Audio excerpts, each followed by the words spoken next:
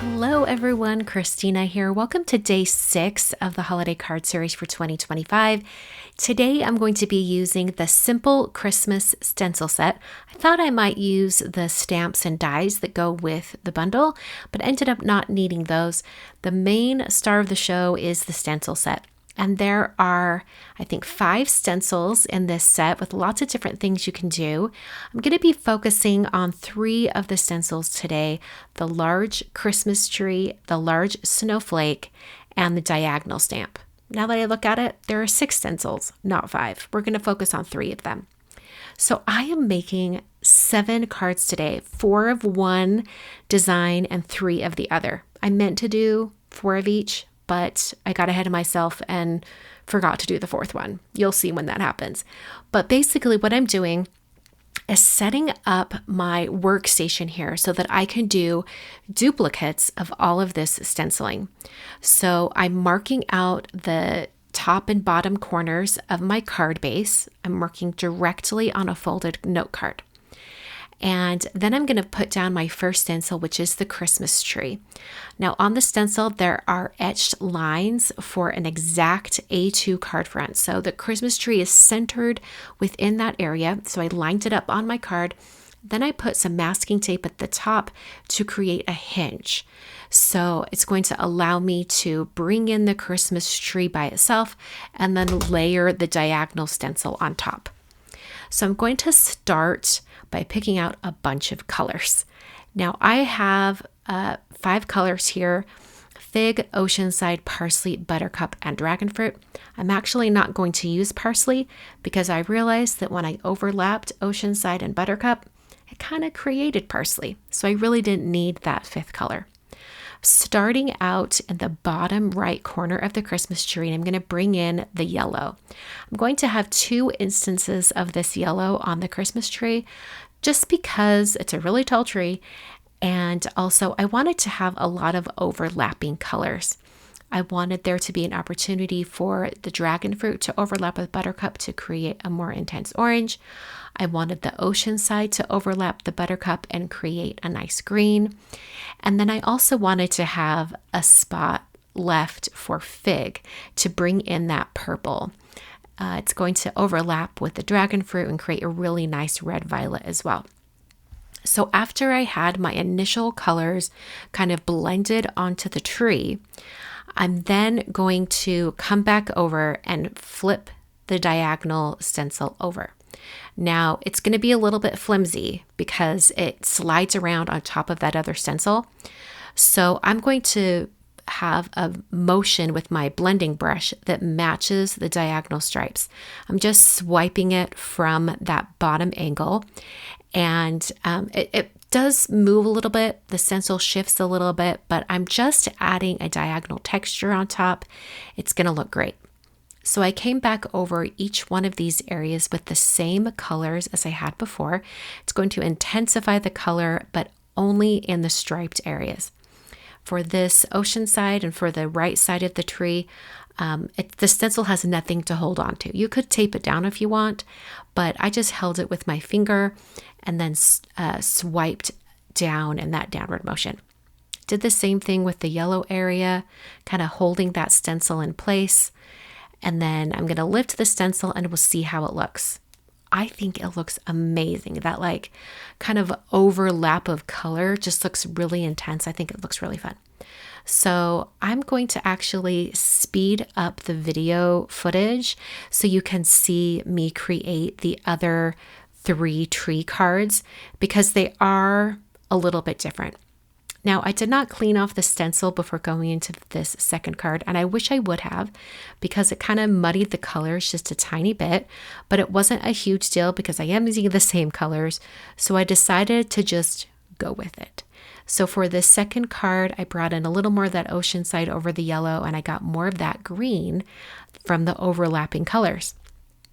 So the same thing happened down with the pink and yellow. I got a little bit more of an orange shade at the bottom, and I think it looks amazing.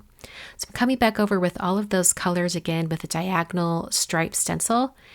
And then this time I'm cleaning off the diagonal stripe stencil and also cleaning off the tree stencil just with the microfiber cloth. And then I can lift up and you can see the difference in those cards. So I'm going to quickly show you the final two cards. I did the same exact ink blending on both of these cards. I'm going to skip ahead and just lift up the diagonal stencil so you can see what it looks like. It looks really, really neat. Each one of these is a little bit different than the last, makes it for a unique set of cards. This last one, I really piled on lots of ink. This is the most intense color out of all four. So this is the last of the tree cards as far as the stenciling goes. Let's look at all four of these. They look very similar. They have the same color positioning on the tree, but that third one was the very first one where I used a lighter application. So that one just looks a little different. So now let's move on to the snowflake stencil. This one also has that A2 card etched into the stencil. I'm creating that hinge with my masking tape. And then I'm going to go right into the ink blending. So for this one, I'm actually going to show you the ink blending on two of the cards because this first card was a little bit of a learning experience for how well the diagonal stripe would work on top of the snowflake. So I used sort of a similar positioning of all the ink colors. And then when I come in with the diagonal stencil, I'm going to do the same thing I did before. But I noticed kind of right away that because of the angle of the section of the snowflake, that it doesn't really want to show the stripes over the Oceanside area. There's just not much for it to overlap. So for the second card, I'm going to leave this one the way it is. But for the second card, I'm going to shift the colors just a little bit. And I'm also going to introduce some overlapping colors that I did not do on the tree. So I'm going to put my initial colors down, kind of overlapping them, making sure that Oceanside is in that bottom corner. And then I'll go ahead and flip over the diagonal stencil. And now as I start to bring in the color over top, I realized that just putting Oceanside on top of Oceanside wasn't really cutting it. And I wanted to make sure that the stripes really showed up on this card. So I'm actually going to, on this card, bring in a little bit of that fig over the Oceanside. And it's going to create almost this navy blue shade when the colors mix. And it really shows the stripes and the full pattern. So for my third card, I'm going to do the exact same thing. I'll start out with the ink blending in the same position. And then I'm going to skip ahead to the diagonal stripes. And for this time, when I bring in that fig over the Oceanside, I'm going to let it be even more intense. And I'm also going to bring in that Dragonfruit down at the bottom. And I'm going to have it overlap the yellow even more so I can get more of an orange shade. And this really gives me a wide spectrum of color over the entire snowflake. So that finishes up my third snowflake. And I thought, oh yeah, I've done 4 of these. Took everything apart and then realized, oh, I only did 3 snowflake cards. That's okay, no problem at all. I still have multiples. I made 7 cards in this one card making session. So here are all the ink blended cards. I'm now going to work on my sentiment. And I decided to change it up. I'm no longer going to use the simple Christmas stamps and dies. Instead, I'm using the Love and Light die set and the coordinating dies. This came out in last year's holiday releases from my line, and I just thought this would be a nice kind of pairing over these simple shapes, the snowflake and the tree.